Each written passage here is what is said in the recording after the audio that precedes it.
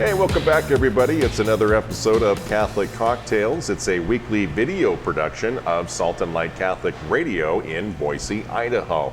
So each week we come together here and we talk about a saint and a drink based on this book, Drinking with the Saints by Michael P. Foley. Each week we introduce a saint and a drink to go along with them. Then we send it over to our resident saint expert, Teresa Zepeda, to educate us a little bit more about the saint. She sends it back to us. We have our fantastic bartender make the drink, and then we get to try it and talk about what we learned.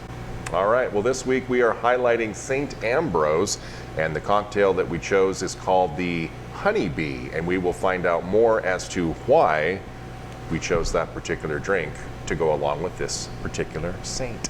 Yep, as far as hardware and glassware goes, oh wait, what do we need in it?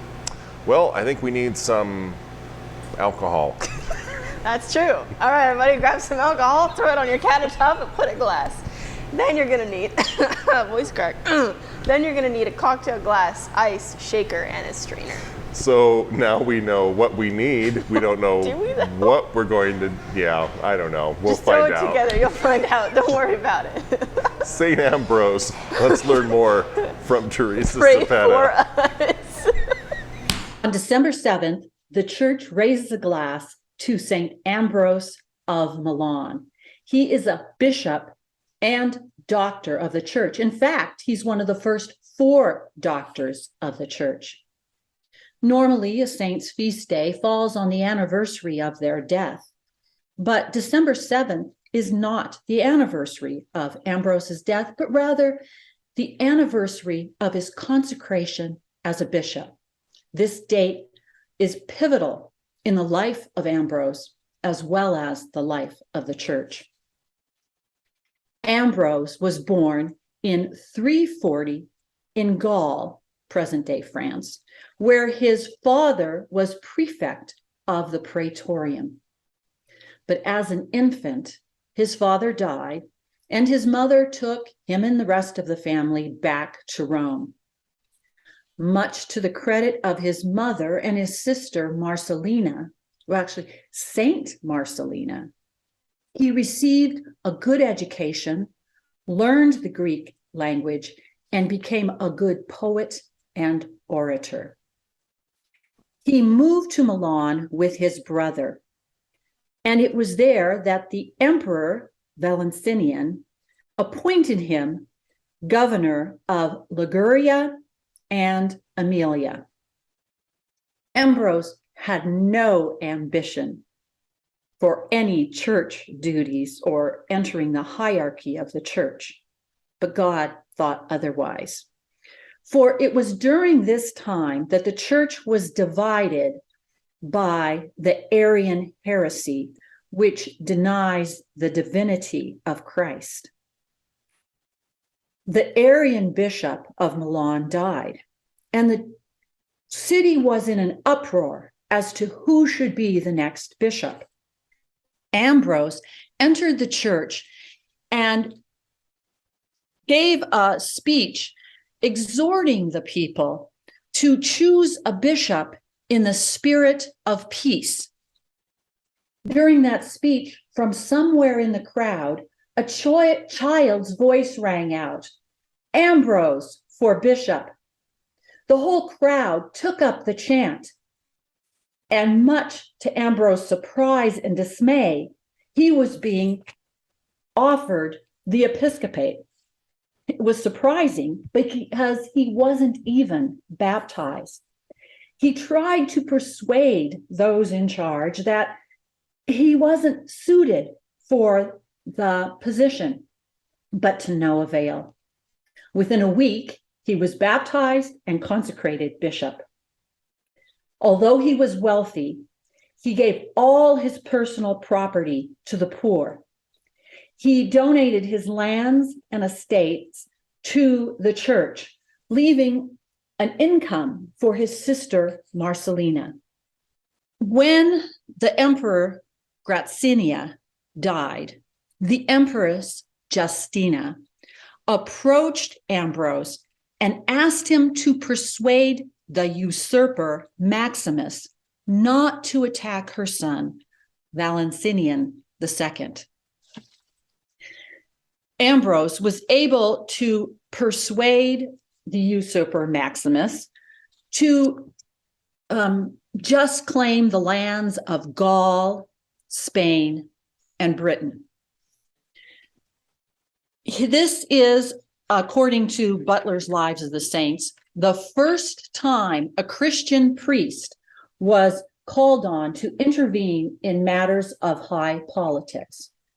However, despite his cooperating with the Empress Justina in this matter, because Ambrose thought it was right and just, Justinius still appointed him and promoted the Arians.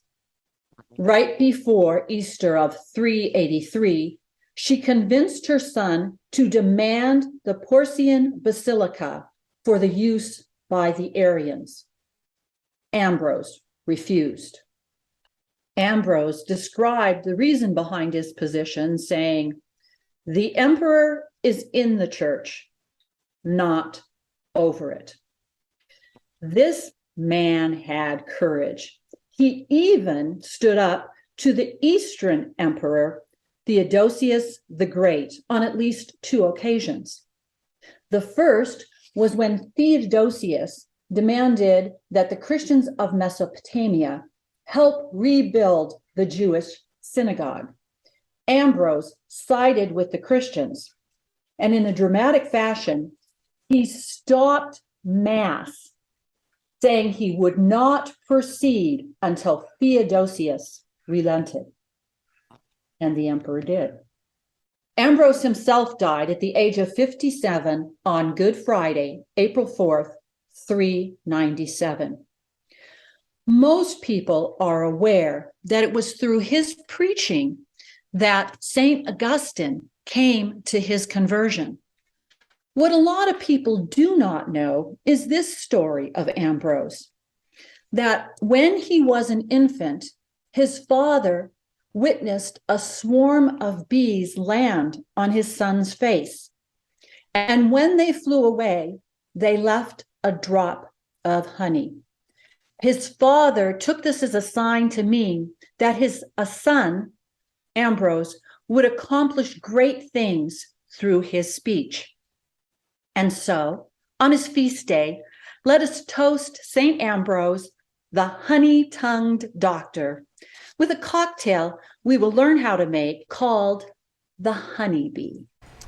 As we do each and every week, we film Catholic cocktails inside the beautiful Harp Pub, the Irish pub and eatery here in Meridian. And we have Ian back with us this week, and we are going to make the honeybee. And there's even fewer recipe items this week as last week. So yes, this is really simple. Even I couldn't mess this one up. Well, hopefully.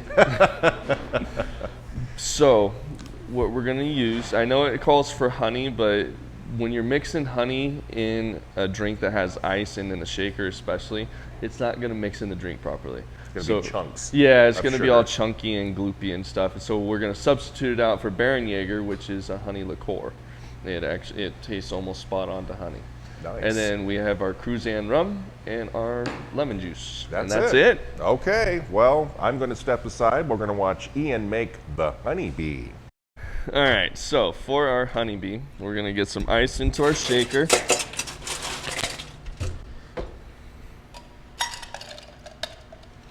Okay. Then we're going to use 1.5 ounces of our light rum.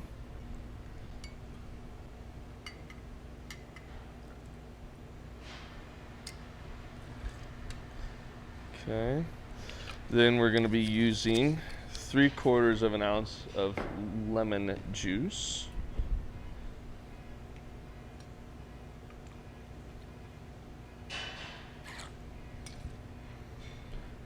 And then a 1/2 ounce of our honey liqueur.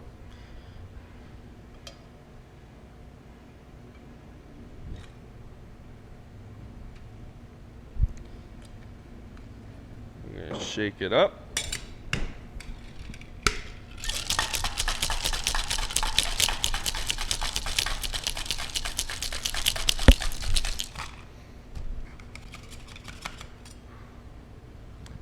cocktail glass, put some ice in it.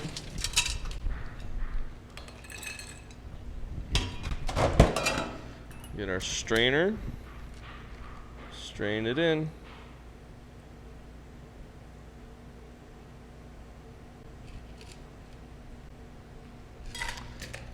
With some straws, and there's your honeybee. All right, we're back, and as always, ladies first. All Dive right. right into that. Looks Sounds like a good. little glass of lemonade.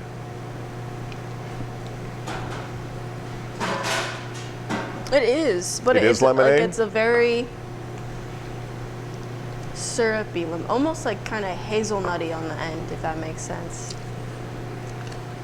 I gotta check something here.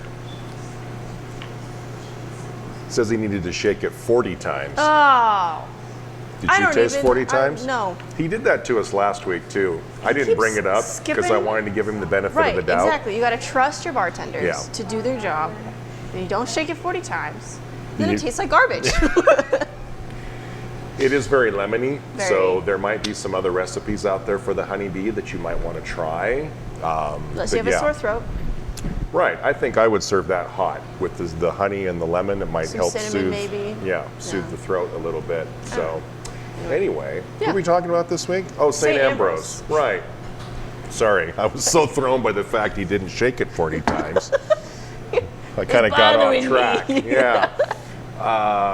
He went from governor to bishop in 9 days. Talk about rapid advancement. So he was like in politics and whatever, and then I was reading, doing research on it, and it said that they were coming up with elections for a new bishop and whatever, and he was there, and then all of a sudden everyone was like, Ambrose for bishop, and he wasn't even baptized, and so he had to literally go from catechumen to bishop in 9 days. Wow. And I thought it was interesting how the church worked back then? then, right? How political it was, Right. because now it's like that doesn't even make any sense because of how everything happens in the church. But And like Teresa mentioned, this is one of those rare feast days where it's not on the saint's day that they died. This is the day that he was consecrated. oh, Yeah. okay, that's cool. So that's what we're celebrating this week.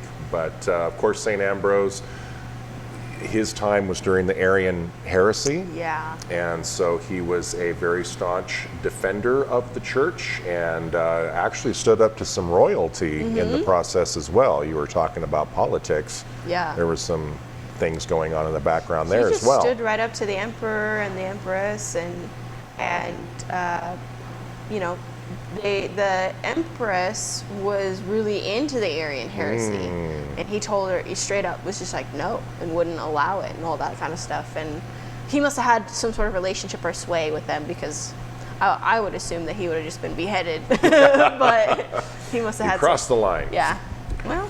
But he was famous in saying, again, as Teresa had mentioned, this kind of stood out to me when she was talking about that. The emperor is in the church, not over it. So mind your P's and Q's, Mr. Emperor. Do it. Yeah. As the Emperor from Star Wars would say. So this drink comes from the legend. Sorry, to shift gears a little bit.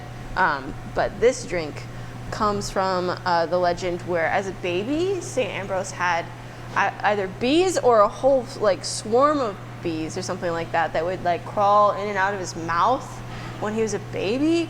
And so his dad, his mom, of course, was all freaking out and whatever, but his dad saw it as a symbol of like his future success, and because bees have symbolism a lot Right. in different cultures, and so, but yeah, I just thought that was kind of interesting. So they're like building a I don't know. honeycomb in his mouth. I and So he guess, was it this was- yeah. honey-tongued person that could kind of Right, he's speak. very eloquent. Yeah. Yes, a good speaker. Indeed. St. Ambrose, one of the first 4 doctors of the church. That's how important he is to our Catholic faith. Yes. Excellent leader, speaker, and of course, if we know about St. Augustine, who's one of my favorite saints, we know that St. Ambrose was very key in the conversion of St. Augustine. Cool. That's Yeah. awesome. So, Sweet. a lot of history here with this one. So, hope you've enjoyed Catholic Cocktails today, learning all about St. Ambrose and how to make the honeybee.